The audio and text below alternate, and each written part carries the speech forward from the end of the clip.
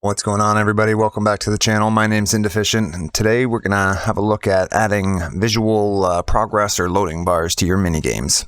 It's a nice little bonus. We'll also have a chance to take a look at signal strength addition and memory circuits. So it's a pretty fun little design here. Let's get right into it.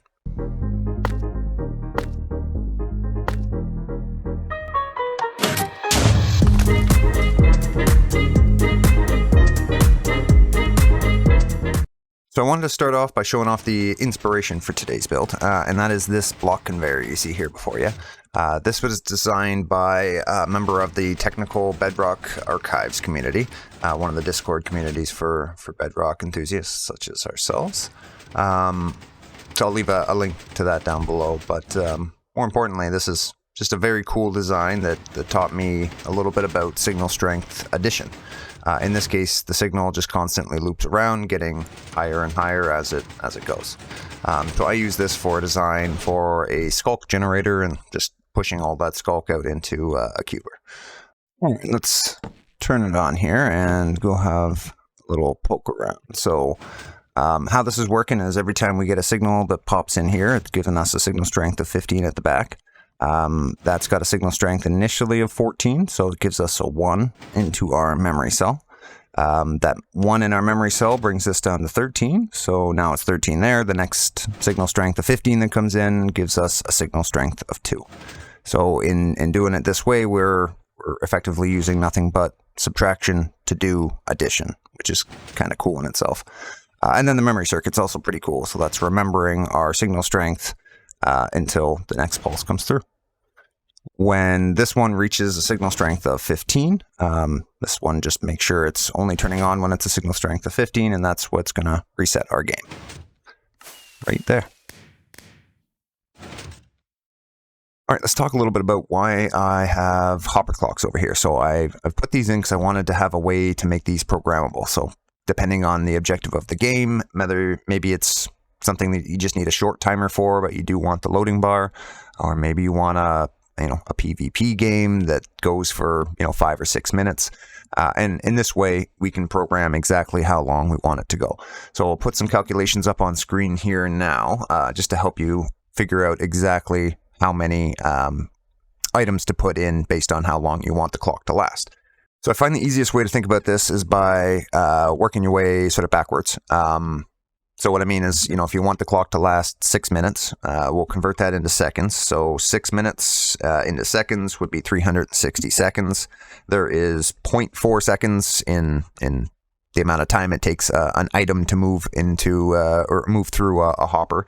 So if we take 360 times 0.4, not times 0.4, 360 divided by 0.4. We get 900. So we need 900 total items to get to 6 minutes. So we're going to have 15 pulses, or 15, on the loading bar. So we divide 900 by 15, and that would be 60 items. So that's how we're going to do our calculations for figuring out how many items we want in here, depending on how long you want this to last.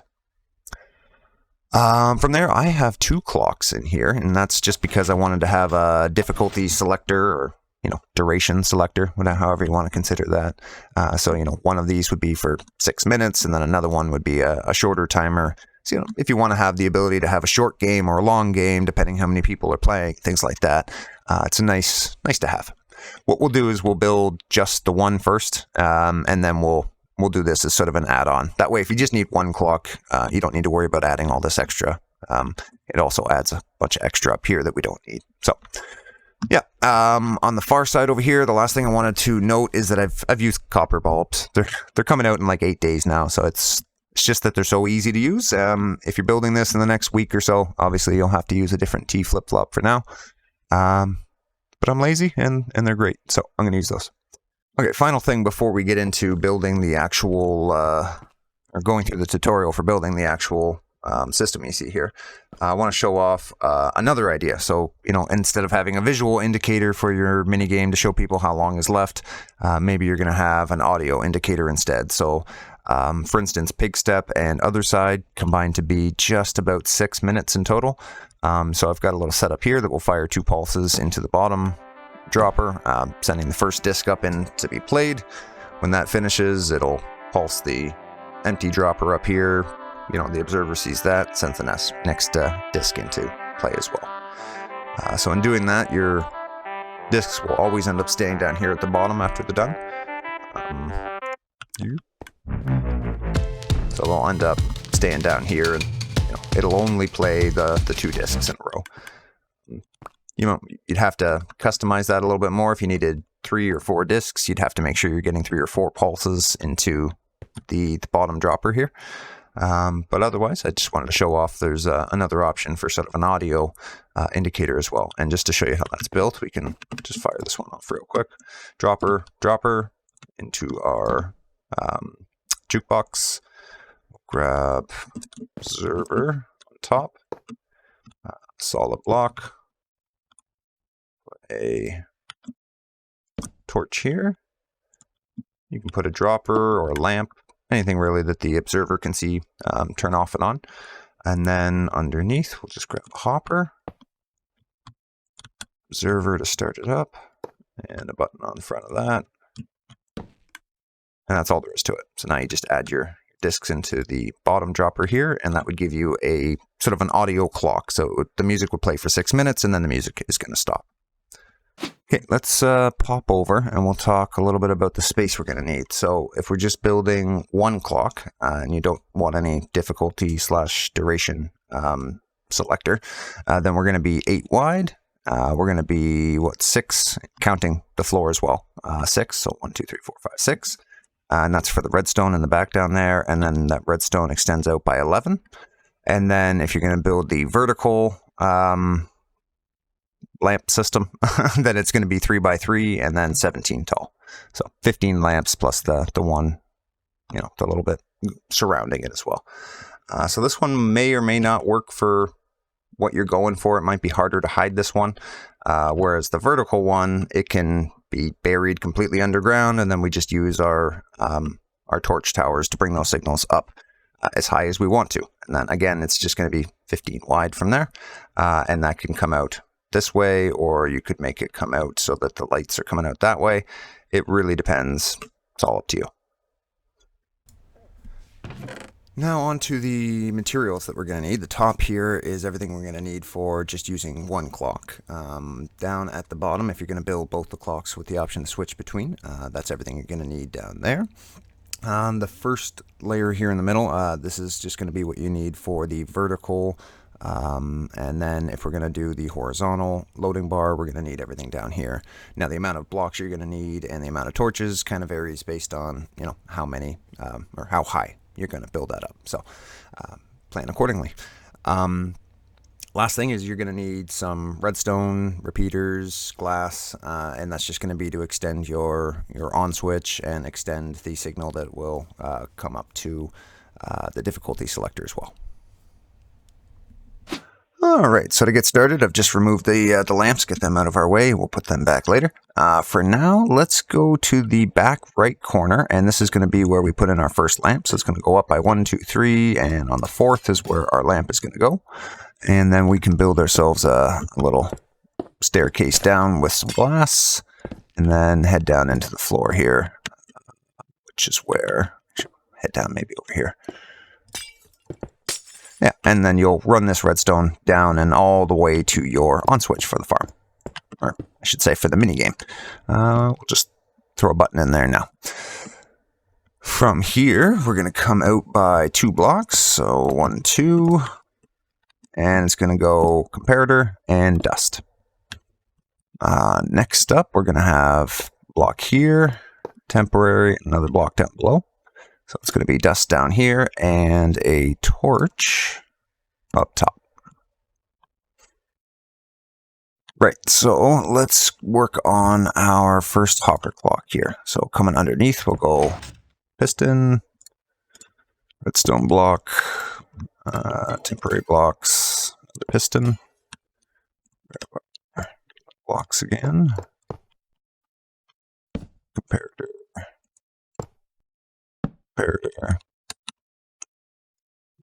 Put some dust up here and hoppers. Okay. Obviously, you'll need to put some items in here depending on how long you want your clock to go for, but that does it for the clock. So, feeding out from this block here, we're going to put a block in, we'll have a repeater, another block, and a torch. Alright, so from here we'll come down and out by 2 blocks, then we'll go down by 1 more. We'll just throw some redstone dust on there for now. On this opposite side, we'll put in 1, 2, 3 blocks. We're going to put in 2 4-tick repeaters. That should line up with your redstone here. And then we're going to put in dust, like so. Coming around to the front, we're going to put in 1 more repeater, also on 4 ticks. So this is going to be the circuit that resets when we reach signal strength of 15. So when the timer's done, it'll reset the circuit. This will be the line that when that happens, it will reset the memory circuit. So that way it resets itself for the next time. Perfect. So next, let's set up our actual memory circuit here. So we're going to put in comparator here with a redstone block and dust beside it. And then we'll have blocks like so. Get rid of some of these temporaries. So just like that. We're going to take comparator here and here. We're going to put dust on this side, and then on the side closest to the actual lamps that are going to be right here, we're going to have 2 dust. Next, we'll come up and back by a block, and this is going to be our main comparator that's going to send the signals down and in. Let's bring this around from here and back the ways, leaving this spot open here. We'll have a comparator on subtract mode, comparator just on normal mode, and then a piece of dust.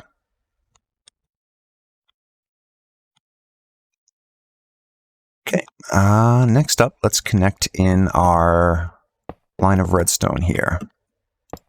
So we're going to get a repeater, put that in here, and then connect our redstone line all the way across. Oh, sorry. Making sure to go down by 1 right here so that these 2 don't connect. Beautiful. So let's get in our hopper in behind. You can honestly do almost anything to get a signal strength 14 here. I'm just going to use a hopper. For that, we'll put in, I guess, 1, 2, 3, 4 stacks plus 46, and that'll give us a signal strength of 14. So that signal strength of 14 carries across and holds off into the back of here. So let's complete this circuit next. We're going to have a repeater here on 2 ticks with a piece of dust, or you could put a block there if you prefer. And then we're going to run 2 blocks back, dust on top of each, and finally we'll put an observer watching the hopper clock and some dust on that. So now every time this fires, it'll send the signal strength of 15 down into here. Remember, this must be on 2 ticks. And I almost forgot, this needs to be on subtract mode as well. Okay, so we've got 2-tick repeater, and that is necessary in order to save the signal. It has to be 2 ticks in order for the memory cell to actually properly pick up the signal and save it. Otherwise, it turns it into a clock. Okay, that about does it for the main redstone for everything. Let's move on to connecting in our lamps. So now you have a bit of a decision to make. You can come out here or here. It's completely up to you. I'm going to choose the higher spot, I think. So we'll come out like this. So this is going to be into a block here. And then I need target blocks. So, and then we'll have a target block like so. Grab our lamps, and then the lamps are going to be starting at this level. So we'll go up from here by 15. So 1, 2, 3, 4, 7, 8, 14, 15. And then we'll do on every other block a target block like so. Coming in beside these, you can use glass or solid blocks. It's completely up to you. I'm just going to throw glass in beside. And then, oh, except for the top one. And then we're going to put repeaters on each of those. Okay. Last step is going to be to build ourselves a staircase for our redstone. So let's just build that all the way up here.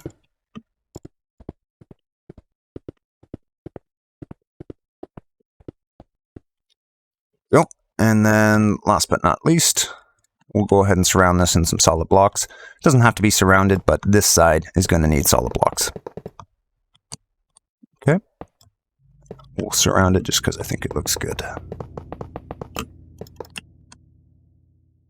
There we have it.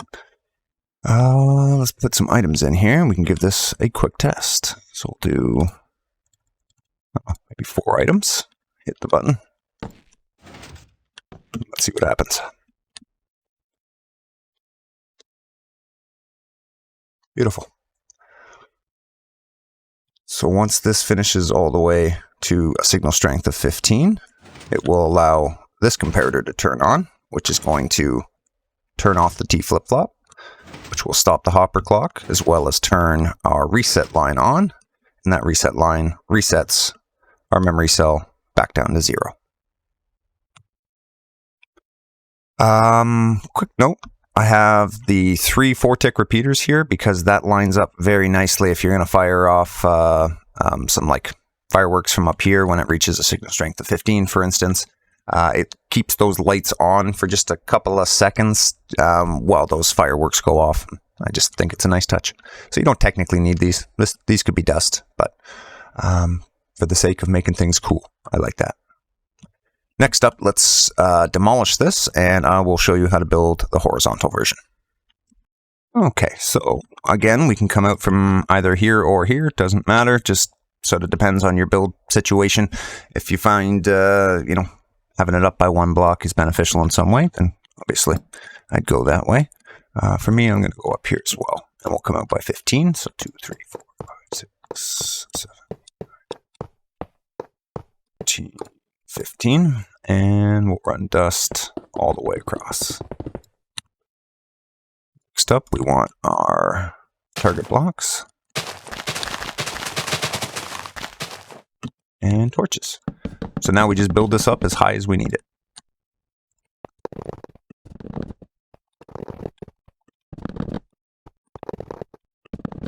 Now, one of the benefits to doing this method over the vertical one is that I could technically choose to put my lights down here, and my lights could be on by default, and then they could turn off one by one. So it gives you a little bit more freedom to invert these. Or, of course, you could put them up here, and they'll work the same way. So we're going to put them up here, and then just for the way it looks, wrap this in border.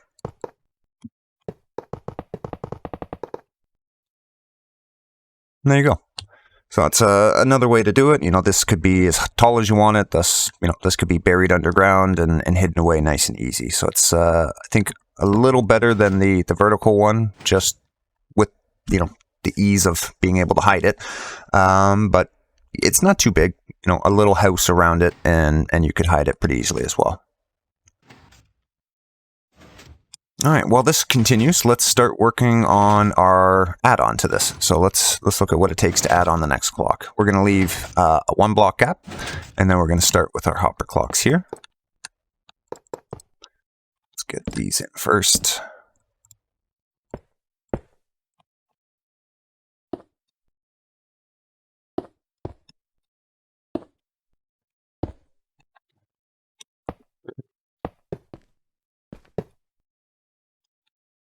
Right, on top of here, we're going to put in a piston with, where's my obsidian? Piston with some obsidian on top, and then that's going to be how we have our torch on this one. Next, we're going to do a little bit of a change up over here. So we're going to take our copper blocks, we're going to move them over by just 1. So let's grab our blocks, and we'll move over that initial one, and then add in our second one. So we do that, And then we'll put in just a temporary block here. Well, not so much temporary, it's going to stay, but I'll show you what I mean in just a sec. So we're going to put a sticky piston in here. And this is going to be your difficulty selector. So run some redstone up to here, and this will allow you to select the difficulty. If it's over on this side, you're selecting maybe easy difficulty. And then if the power is over on this side, it's going to select this difficulty. And that way you can have multiple times. Again, great for, if you have a game that's up to 8 players, and maybe, when you're playing with all 8 players, you need a little bit more time. So this is a great way to just switch back and forth. Now, final step here is that we need to connect this part into our reset circuit here. So we're going to create an OR gate. If either OR goes off, we're going to trigger the circuit. So I'm going to put a torch on the side, block on top, torch here, and then we're just going to go block, block, and a couple of dust. 1, 2. So now it doesn't matter if this side or this side turns on. Either way, it will trigger this circuit all the same. And then final step, we got to obviously connect our redstone line back up all the way. So let's test her out. Push that over. Push the button. And make sure it still works. Final piece of the puzzle, almost forgot here, is our block and our observer. And we'll just connect this redstone so that either one of these are able to pulse the main circuit. All right, so now if we bring it over this way and put some items in here to test, let's say 15 items, go hit our button, we should get the same result, but a little bit slower now. All right, guys, that's going to do it for today. Really hope you enjoyed. Quick thank you to everybody. Just hit the 500 subscriber mark, and just wanted to thank everybody that's taken the time to hit that subscribe button. I really do appreciate it, guys. Thank you so much, and I'll see you in the next one. Take care now.